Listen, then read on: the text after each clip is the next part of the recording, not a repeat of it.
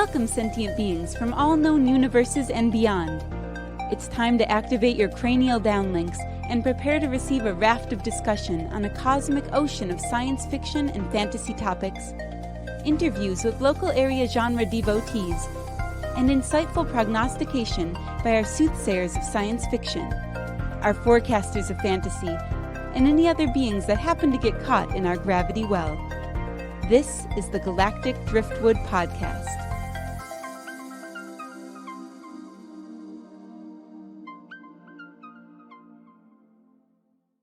Hello, and welcome to this episode of the Galactic Driftwood Podcast. I'm Bill. I'm Linda. I'm Seth. I'm Jenna. I'm Chris. And we're going to kick off the show with a little more discussion on Wizards of the Coast and the OGL. There's been some developments since our last release that we wanted to update folks on. And then now that we've got Jenna with us this episode, we're going to talk a little bit about our first session of Morkborg, which is kind of an alternative RPG to D&D. So I guess I'll throw it over to Chris and Seth, I guess, to kick us off on OGL developments. Seth can kick us off.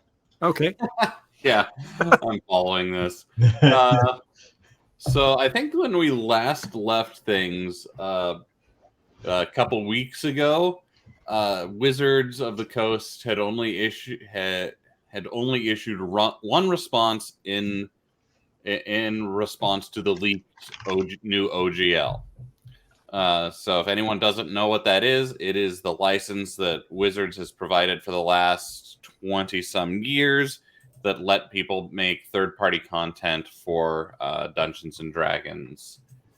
And that's been around since third edition and has led to a massive growth in the RPG community and industry.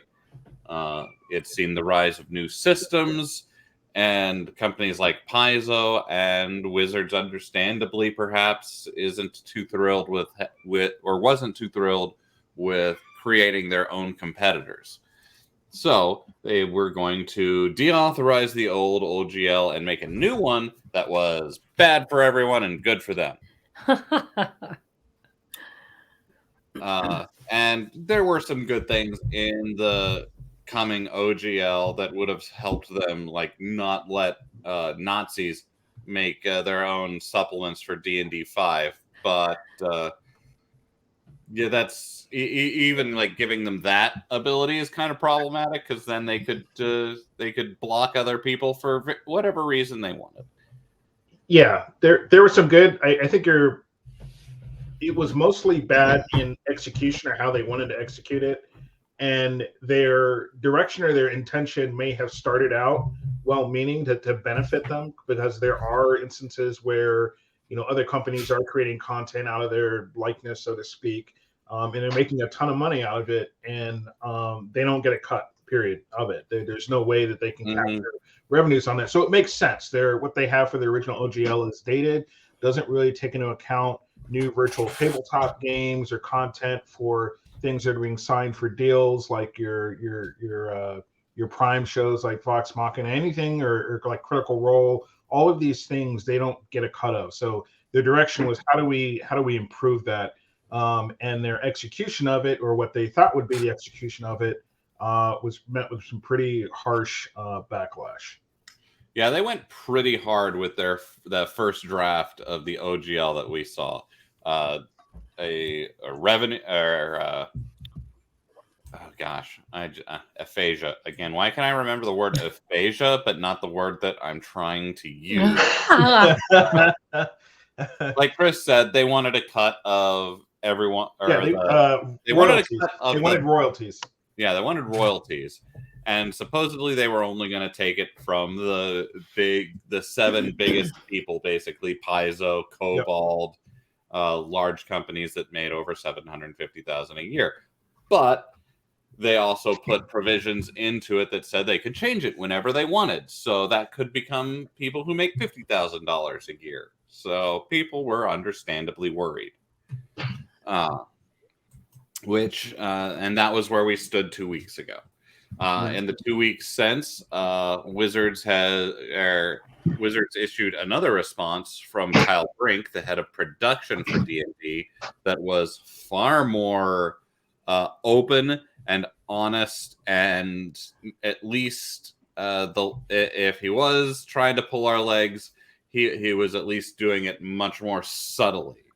And he said that they were going to launch a new play test for the OGL, openly inviting community input this time around, and that softened some hearts of the community. But the community responded overwhelmingly during this play test of the new OGL.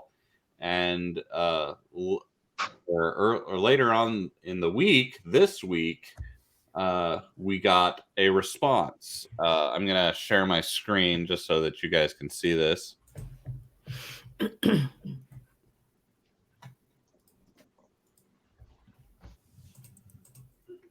Oh, sorry, Linda. Go ahead. No. So this is the response that we got, and I think it's one that will actually start to heal some of the damage, because they are in this response. They say they're completely backing off of deauthorizing the OGL 1.0 alpha.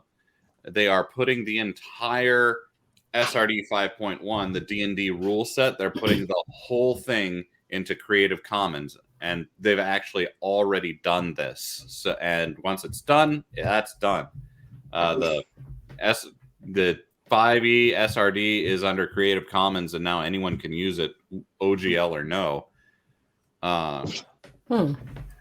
So I like in this response, it is plain language. They do not seem to be trying to pull people's legs. It's like, hey, we realized we screwed up in a big way. This is what we're doing to fix what we did. So, I mean, there's no guarantee that at some point, another 20 years down the road, they won't think of something new with their new rule set that might or might not be in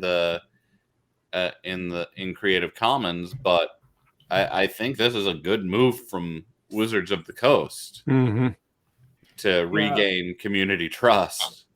It certainly sounds like they're making the effort this time. Some of those, they say this is kind of the survey and the feedback that they got back from 15,000 people. And you would have thought that before, they could have drafted some options in there and polled users before kind of drafting something. Because it's clear where they completely missed the mark here when you have like over 80, between 80 and 90% of the people that disagreed with a large chunk of what they put out there. Well, so this is only part of what has kind of turned the community on its ear. Along with this leak, quite a few Wizards of the Coast employees who worked on the D&D team came forward and were leaking information basically on what the executives thought about people in the community. And the leaks were verified, at least to as best as YouTube commenters can verify on a leak. But I mean, some of these people have industry connections, so I don't know why they wouldn't be able to verify employment of these people. But they came out were talking about how the executives at Wizards of the Coast and Hasbro viewed their customers, and it was they basically viewed the customers as standing in between Wizards and their rightful money. It sounds like the execs aren't really from the community itself. Like, these execs are just there to figure out how to generate money and everything like that, and that's kind of their job. But they're in no way connected to the actual users of the content and everything that exists in that D&D world. Like, maybe they didn't grow up even playing it or anything like that, because if they had, they'd have a closer connection and they'd be making decisions. based off of what does right by everybody, not how do we get a cut of our royalties for the content that's being made out there and purchased by a large group of people. Mm-hmm. One of the executives that they brought on to D&D, and I can't remember his name now, because you talking about this just reminded me. But he famously is a CEO that's come from Zynga and other online game makers, and he's never played a day of D&D in his life. He doesn't think that he needs to. He thinks he gets the D&D community just because of his past experiences with gonna check my notes, Farmville. So what he gets is that Wizards of the Coast hasn't modeled their stuff correctly to truly cash in on everybody else. That's the only thing that he understands. And I guess that's a huge disconnect, is that community for Farmville is nothing like the community and the other tabletop players that are out there. It's not the same in any way, shape, or form. And the executives at Wizards of the Coast have said that they want to see the kind of recurrent spending that you see in games like in video games like Farmville, and they want that. Yeah, they want the micro. My argument here then would be, if they want that, they should leave everything that D&D was and their OGL 1.0 as is, and come up with an entirely new edition or whatever. Because what's the new one they're working on? D&D 1? Yeah, 1 D&D. Yeah, so 1 D&D should be where they start that. And if you want to use anything in 1 D&D, that is where they should start that model. That's where they should start everything. And then they can have all their revenues or royalties they want, and they'll see where the demand is. Well, unfortunately, they want to have their cake and eat it too, because 1 D&D isn't so much a completely new rule set. It's one that is just a tweaking of the right, and they should just come out with an entirely new rule set, a new product, born out of what was D&D, and actually build something that's worth people putting the money in, not tweaking it and then trying to cash back in the last 20 or 30 years of royalties that they missed out. Yeah, so I think what their plan was, because they wanted to be. It seems kind of clear that they wanted to shut down some of the other VTTs and make their because one of the things they had a real issue with was showing the animation from Magic Missile, which we know their platform is going to do. So they were kind of coming for a Tailspire a little bit right there, which is another virtual tabletop. But their Tailspire was system agnostic, so I don't know if they could have even done anything. But with their new system, it's really flashy, looks really good from the previews we've seen so far, and would be a perfect vehicle for selling microtransactions, which they want everyone using that one so that they can get the microtransactions. Yep. And more than that, they're talking about the current prices for subscriptions on D&D Beyond are at $3 a month for a normal tier and $6 a month for the master tier, which is what lets you share out the content you bought. They were envisioning prices for the top tier closer to $30 a month. Wow. Which is that's pretty substantial. That's what dungeon master can. Right. I think that would come with more perks too. Like that's how you would get like a monthly content drop of material, adventures, and whatnot. So I think it would be it wouldn't be just the access you get right now at $30. I think they would be adding to that to make it feel like you're getting it, but that's still a hefty price. Yeah. Pretty substantial. And depending on what features they lock behind that $30 level, that could be a problem, especially if there are other VTTs on the market. Yeah.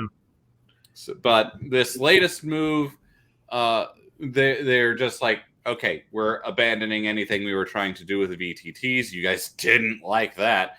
No, we are going back to the way things were before and making it better for you guys. Please forgive us and come back. Yeah. Well, and I wonder how many people left D&D Beyond as a result. Somewhere they lost 40,000 subscribers in Oh, one wow. day. Oh, In one day. Really? oops. Holy moly. And that, like, one of the leaks said that was the metric that Wizards executives are looking at in terms of community, like how the community is reacting. And that was the one metric that they were considering, not the Twitter outrage, the bottom line. Yeah. And so when that leak came out, it hit social media, and I almost have to imagine that if you saw their subscriber count on a line graph, you could watch it going down in real time. Uh-huh. So Right. as we talk about, we'll shift into, where people may be going, what other games are going to start picking up. But before we talk about that, I'd like to ask you all, does this make up, does their, backpedaling on this, does that make it right for you guys? Do you feel they made the right decision? Are people going to start coming back? Can you forgive them? Me? Probably. I guess it depends on, what their next steps are, right? As Seth mentioned earlier, they're going to, this should help healing, but is the damage done? Are people just going to start looking for other opportunities going forward? So for me, I'm kind of maybe let it play out a little bit longer, I guess. I mean, I think the damage is done for a significant. I can't say how significant a portion of the community, but from the feedback I'm seeing, people are happy, but still really wary of Dungeons and Dragons. And in this 2-week period, the third-party publishers came out king. Cobalt Press now has a ton of hype for their new system that's coming out. Pathfinder sold out 1 or 2 print runs of their core rulebook from people coming over and buying it after they announced their new ORC, their answer to the OGL, and that's still happening. So lots of people have invested in other systems and are looking forward to other systems. And I think D&D managed to shatter its, if it holds on to its number 1 spot, it's gonna be a slimmer thing than it used to be. For me personally, I think that this is a good enough move that I can go back to like buying stuff from Wizards of the Coast. Because I mean, like, you boycott something to make show a change a company when they are doing something wrong. And if you're not willing then to like show them that they did something right, then what was the what you just have empty anger then. And I still really enjoy the 5e rule set. I think it's simple. I think it allows for good flexibility in both play and character creation, and is something that's easy enough for new players to understand and experienced players to really get their teeth into it. So I'm still going to be running campaigns I've got 2 campaigns that I'm currently in the planning stages for that I'm going to be running 5e. And I like the D&D Beyond as a reference tool. I think it was like buying it was an extremely good move on Wizards' part, because they would have had to develop something better than that. And now, like, it's just a good system. Yeah, I'm kind of in the same boat with Seth and Chris, I think, as well, where, now that they've made the changes and looks to be a little bit more reasonable, I'm willing to give them a second chance here and continue on with their stuff. And looking to see what happens with 1D&D. Obviously, if the subscription rate subscription price is as high as what Seth was mentioning earlier, that might be a stumbling block for me. heading into retirement. I'm not looking to take on a bunch of recurring monthly expenses, right? But, says the guy who just bought a 3D printer. well, you gotta have a hobby in your Right. retirement, You can't right? buy those 3D printers if you're giving Wizards of the Coast all your money through subscriptions, right? That's right. That's right. Well, Jenna, how about we'll you? see how he really means it if there's any more droids that come out. And, Yeah. to add to his army. Touche. You got me there. Yeah. I'm kind of along the lines of I'm so suspicious. Like I'm willing to reward the good behavior, but it doesn't mean I'm going to keep my eye off of them. And I think we'll really see what they're about in the next coming months or maybe even a year. So, I mean, I'll play it with my friends, but I'll definitely be looking for alternatives to kind of see what out there and support other systems that, could become the new D&D. Mhm. I think the thing is, a lot of people are, who are new to it, they probably don't care about all this. So they'll create new fans and generations to support Wizards of the Coast. True. Yeah. And I mean, well, with that being said, I also bought the Pathfinder 2e book, so I'm probably going to try out some new systems too. Yeah, I bet it's going to end up being like 50-50. 50% of the people probably stick around, but I bet they're going to lose at least half. Yeah, and directly to Jenna's point, I don't think anyone's going to be trusting Wizards for the foreseeable future. No, likely not. Everything they do is going to be met with a ton of suspicion now, and it's probably going to be a huge pain in the butt for them because they aren't going to be able to do anything at all without the community interpreting it in the worst possible way. Mm-hmm. You also got. I'm sorry, I was just gonna say it's gonna suck for the people. Whoever leaked it, whoever cares enough about the community internally to have leaked it, they're probably gonna get caught and lose their job. Well, I think there was close to a full company revolt almost going on. Probably. There were a lot of leakers who were sharing documents and internal communications and more more than the original OGL leak. Another top secret the leak. OGL was just sent out anyway to everybody, right? It was beginning to be sent out to creators to sign on a deadline. Right. While they were trying to tell us that they were just looking for community feedback. Uh-huh. So people are going to remember those lies. I think Kyle Brink, the guy who did the last two official communications, was like, no, we gotta shut up with the corporate talk or they are going to eat us alive. Mm-hmm. So I think he the way he wrote his letters did a lot more to convince me that they knew that they screwed up. Yep. If they would have been more open with it, if we would have had those communications from the very beginning, as soon as that leaked, if they would have given us a response that was just okay, hold on, this is a draft. Right. Draft, and it was not meant to go out yet.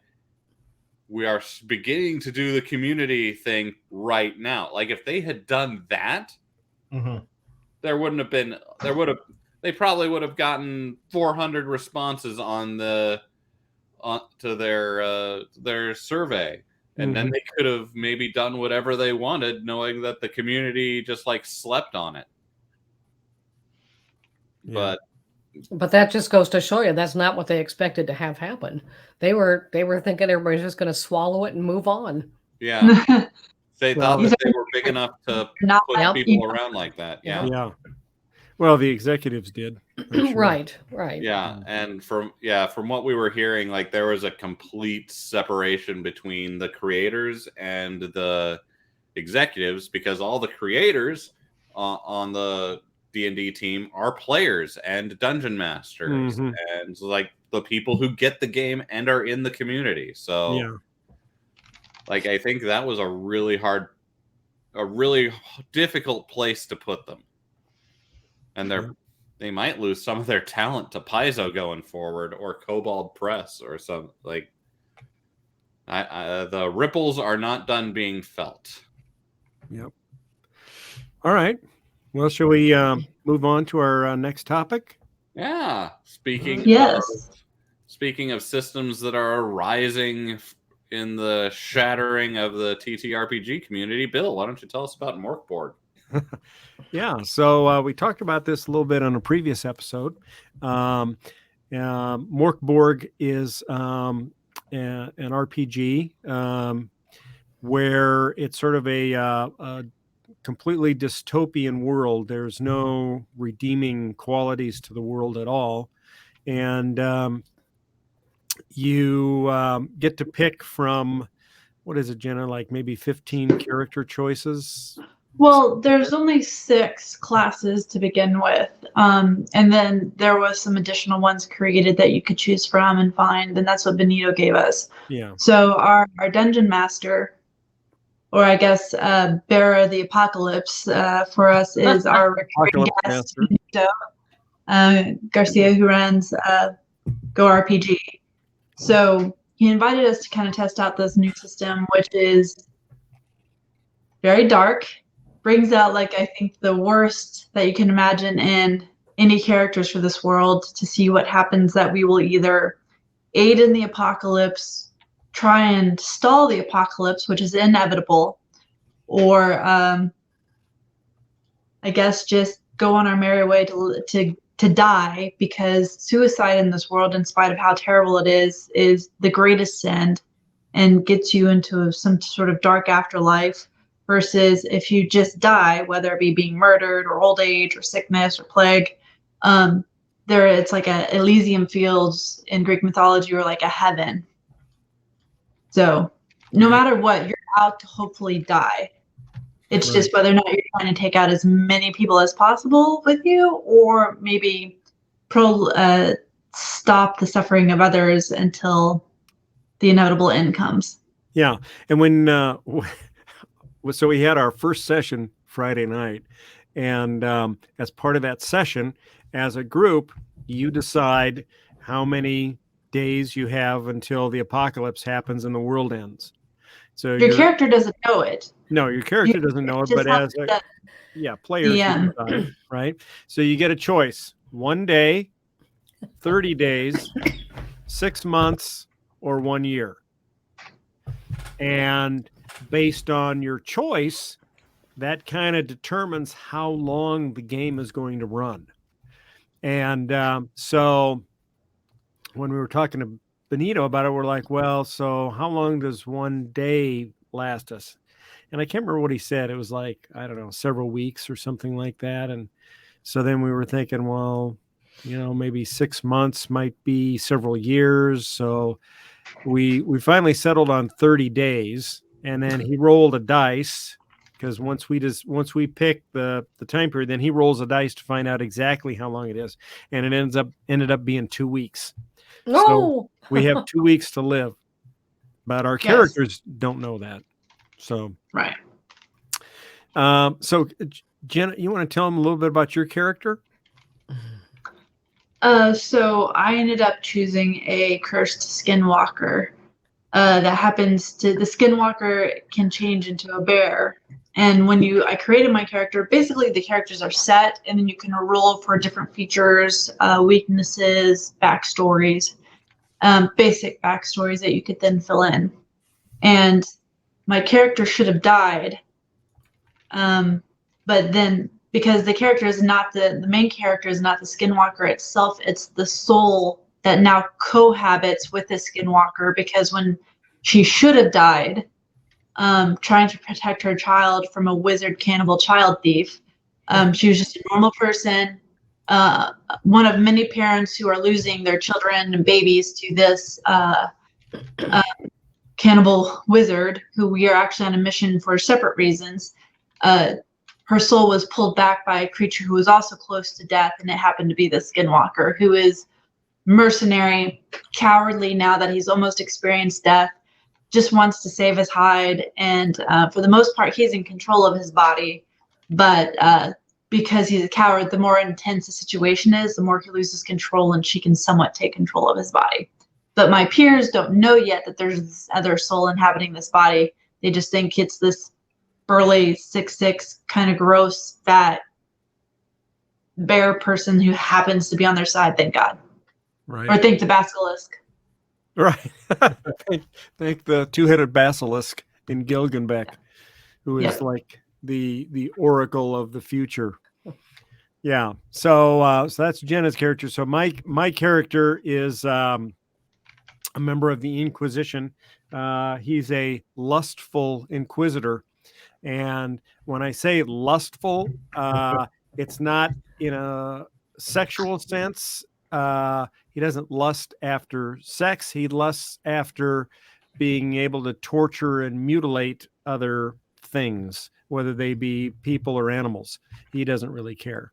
And in the absence of those, he'll mutilate himself. In fact, there's some suggestion that he may have flayed his own genitals at some point, just out of boredom. So, who suggested that? It's actually in the reference materials. Oh, okay. I was like, Bill, whoever suggested that might not be your friend. Yeah, it's in the character write-up. So, anyway, we started our first session Friday night, and Benito sort of went into this big narrative description.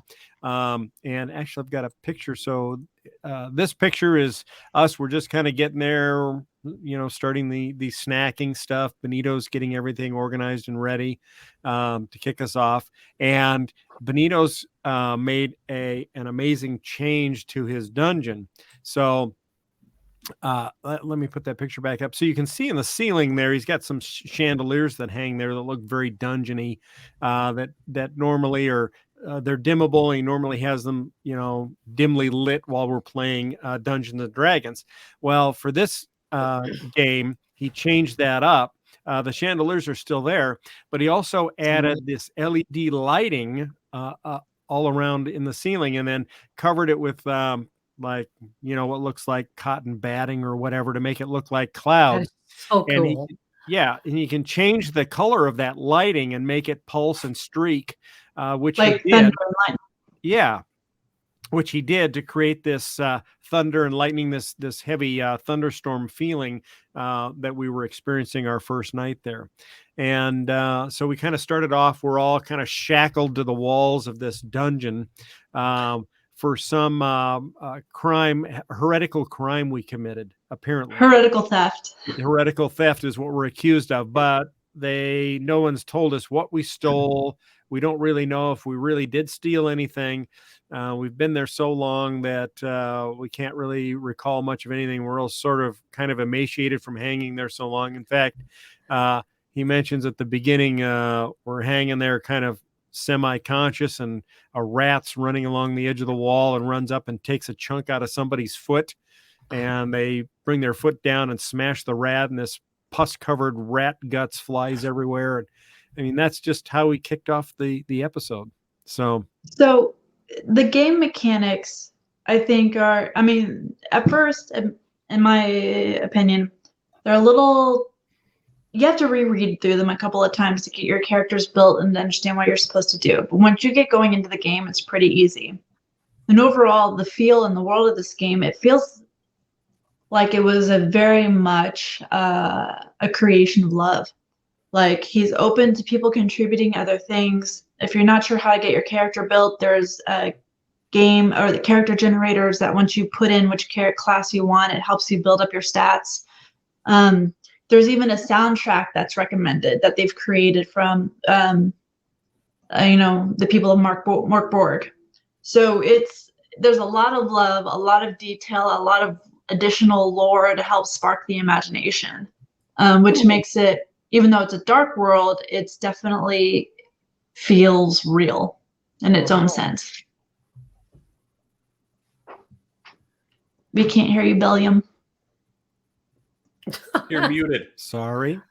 Yeah. And Benito did a great job narrating and describing and getting us into the mood of the world that we're in, sort of laying the foundation for this world. And so we're on this mission. We got released from prison, provided that we can track down the king's son, who has been kidnapped by this cannibal wizard who's this really, really bad dude, apparently. And so we've got our marching orders, and we're off into the world trying to find this guy. And we come across a merchant. We managed to buy some stuff. My character purchased a death mask, which was kind of fun. So basically, you can put this mask on any corpse, and you can see how that corpse died.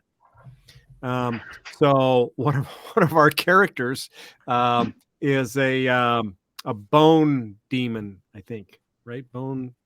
He's not a demon. He's a corpse that came back to life, and his flesh fell away. But he's just basically all bones with 2 monkey pets at this point. A bone slave. His flesh just fell away. Yeah. Well, it rotted away. But Does the he corpse have kept 2 going. What's that? He's got 2 monkeys. Monkeys. Yeah, he has 2 monkeys that he keeps in a sack. And they mostly don't listen to him and mock him, but they will. They do love him, so they will defend him if he's in trouble. So they get attacks, biting and slashing attacks, which is nice. Throwing poo. Yeah, if they throw poo, I can't remember what happens. He gets like. Here's the thing. The game allows for improvised weapons. All improvised weapons have a D4 damage, and Love it. monkeys throw poo. So Yeah, one of the guy. Oh, I think it's the bone demon. His initial weapon is a femur. Of course. So, A femur or his femur? a femur. Okay. But one of the interesting features of that character is that as we come across corpses, he can strip out the bones and replace, his own bones with those bones if he so wants. So he's got an extra skull now in case he loses his, and he's also got a bony tail he can attach if he wants to. But it doesn't give him an extra attack. He can either attack with the bony tail or with his femur or whatever. But he's hilarious. So one of his traits is that he laughs hysterically at the most inopportune times. So Ben, the guy that's playing the character, he's got a soundboard on his phone of all these psychotic laughs that he'll play at the most inopportune times. So it's pretty fun. We have another character who's Lord of the Flies. So he's basically a suit of skin that's animated by thousands of flies on the inside. That buzz. That's So gross. so he doesn't really talk. I did throw him a tongue to feast on, and the flies drew it inside the mouth and to eat on it.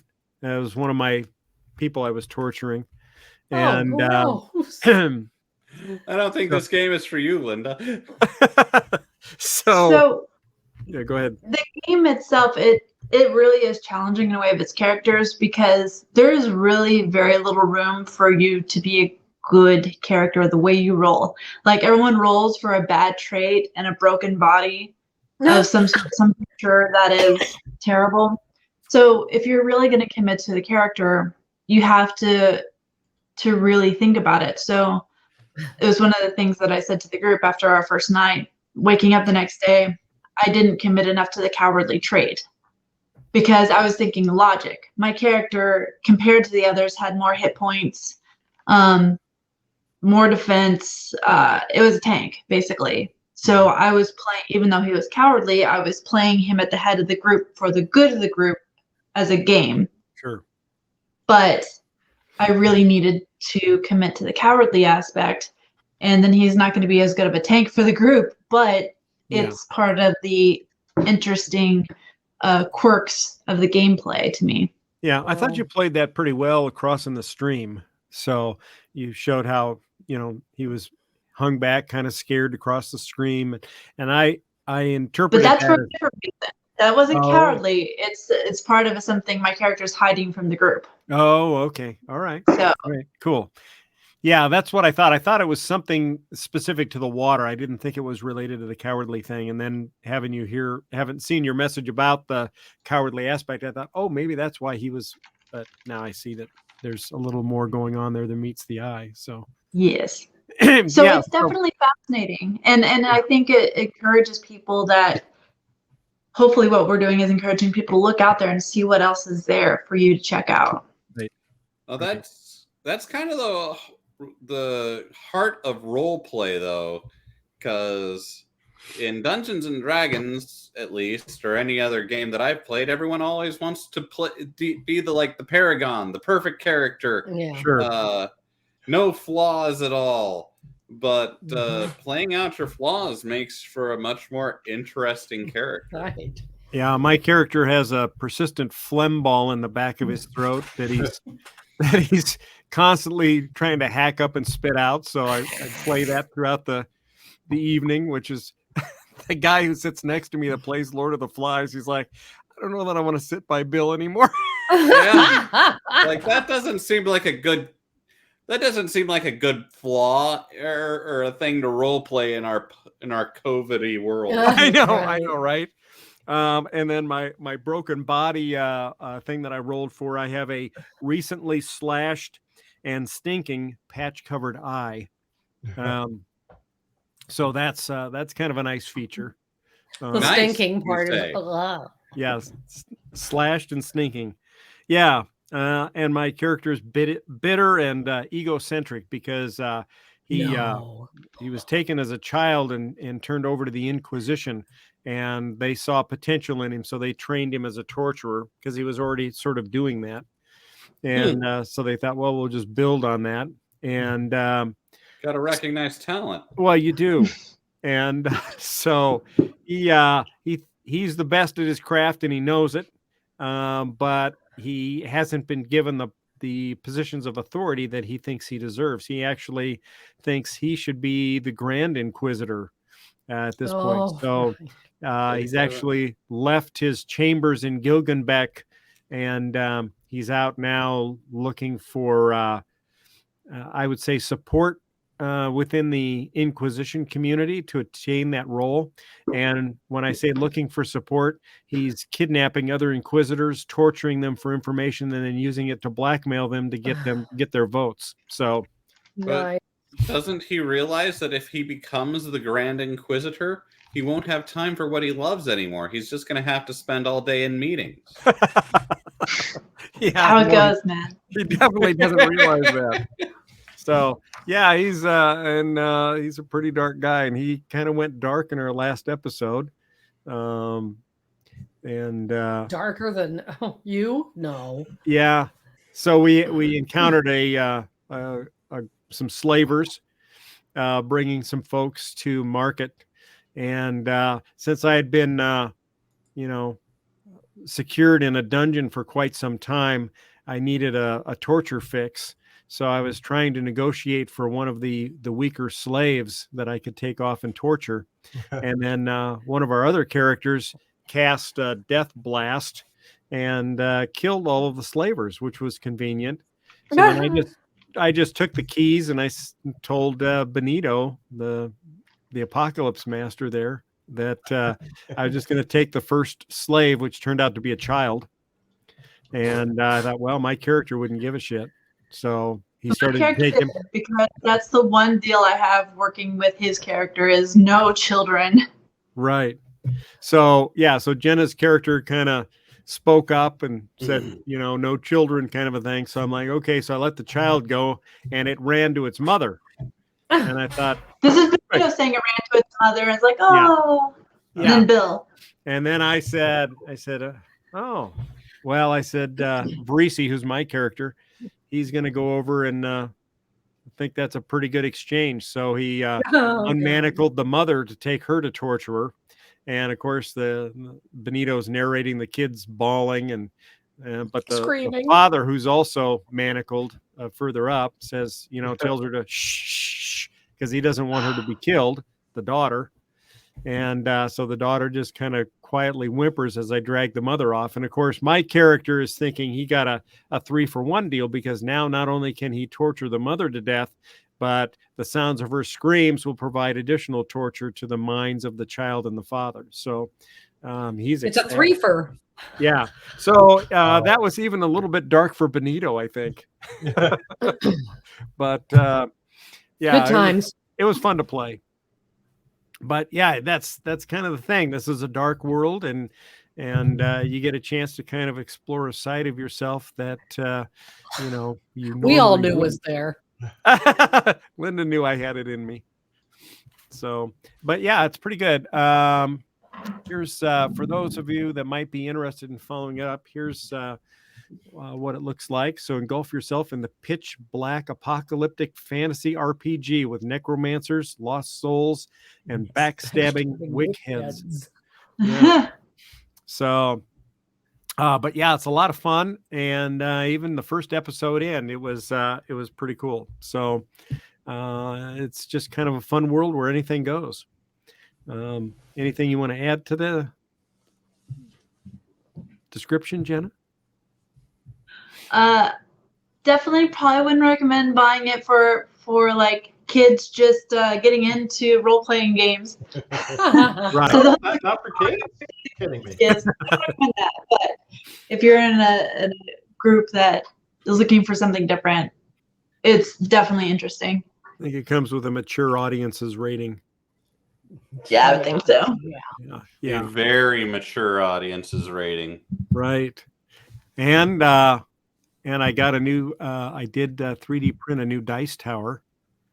Ooh. Which I think works well with this particular show. Here I'll show. Lost leaving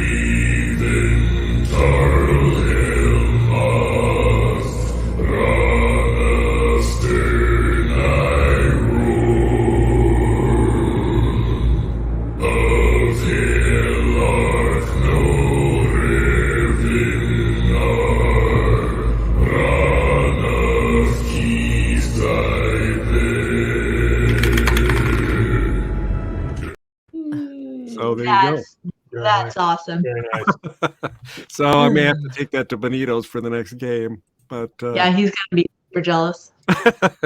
yeah. So I'm getting into the 3D printing thing, as we discussed earlier. So anyway, any question you guys have on Morkborg or any thoughts or no?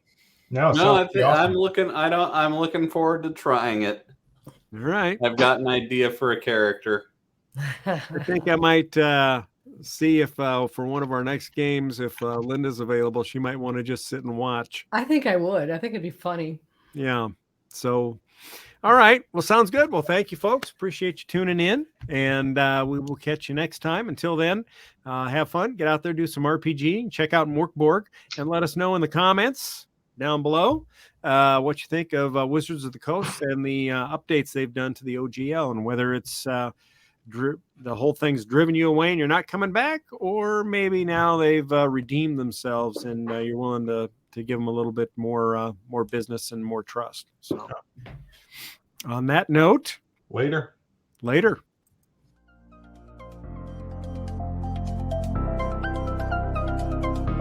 Thanks for listening to this episode of the Galactic Driftwood podcast. For more information and past episodes, please visit our website at galacticdriftwood.space or subscribe to us on YouTube.